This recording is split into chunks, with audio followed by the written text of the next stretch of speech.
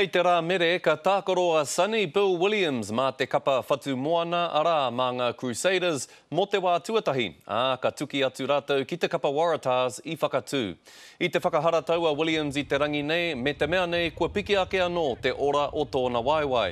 Heoi i whakaputa kōrero hoki aia mō ngā pāanga o te rū whenua ki aia me te kapa.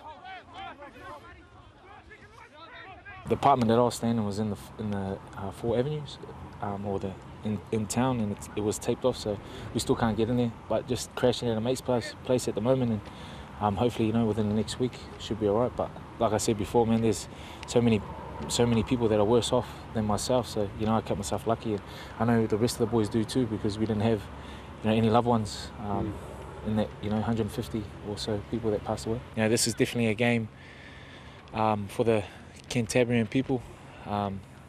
Just kind of hopefully take their minds off what's been happening around them, for that 80 minutes. So that's what we do as rugby players, and we'll be looking to do that on Friday.